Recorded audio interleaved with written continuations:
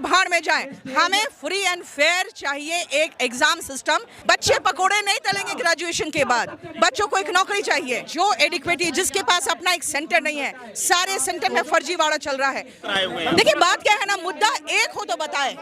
अभी मैं जो एक सेकेंड इधर आ जाइए, मुद्दा एक हो तो बताया जाए सर।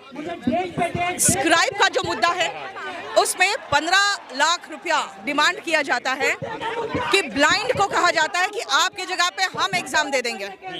और उसके बाद ये एक स्क्राइब की बात नहीं है, स्क्राइब का रैकेट चल रहा है। एक मुद्दा तो ये सबसे बड़ा है कि पिछले 3 सालों में अगर आप ब्लाइंड कैंडिडेट्स का अगर आप कट ऑफ देखोगे तो 3 गुना बढ़ा है। ऐसा क्या उसके 4 आंखें हो गई है कि 3 गुना बढ़ गया है? इससे पहले भी जब डिटेन किया गया था, देखिए उस समय हम लोग को डिटेन किया गया था और ये मुद्दा उस समय बहुत बड़ा हुआ क्योंकि हम लोग नहीं चाहते थे कि बच्चे आए, क्योंकि बच्चे पूरे देश से आते हैं। जो बच्चा अपने घर में 500,000 रुपए का कोर्स खरीदने में भी उनको दिक्कत होती है, वो बच्चा इतना खर्च करके दिल्ली कैसे आएगा? हम लोगों ने सोचा बच्चा घर में पढ़े, हम निपटाते हैं। लेकिन हम लोगों को सीधा पकड़ के बसों में ठूस कर पूरे दिन भर परेशान किया गया, ये पूरे देश ने देखा।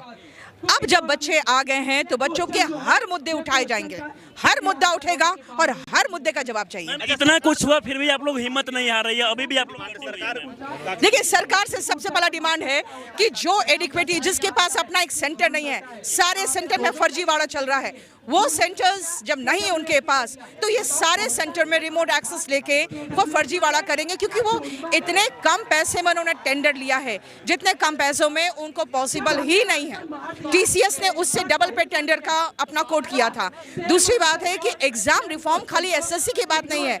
रेलवे का बच्चा 6 साल हो चुका है, वो पूरा फाइल लेके घूम रहा है कि 6 साल से हम पूरा फाइल लेके घूम रहे हैं, अभी तक हम रेलवे मिनिस्टर तक से मिल चुके हैं। यहाँ तक देखा जाता है कि देश में कई मुद्दों पर बात किया जाता है संसद भवन में, लेकिन एजुकेशन को लेकर जो स्टूडेंट को परेशानी है इसको लेकर एजुकेशन नहीं, यहाँ रोजगार की बात हो रही है।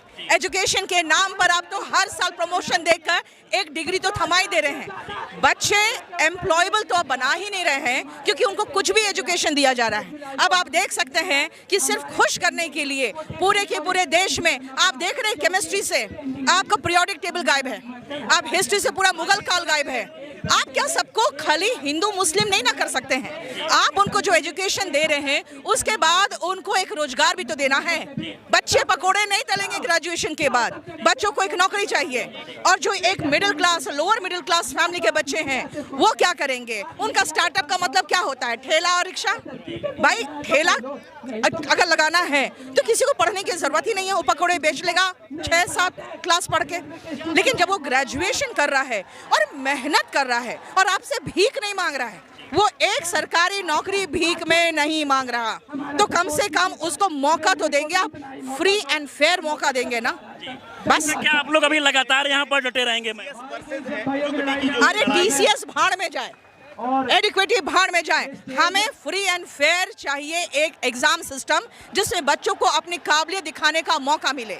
हमें ना टीसीएस से मतलब है ना एडिक्वेटी से मतलब है। हम टीसीएस के समय में भी लड़ाई लड़ रहे थे, उस समय हमारे 4 से 5 मुद्दे थे, अब तो पूरा का पूरा सिस्टम ही डैमेज हो गया।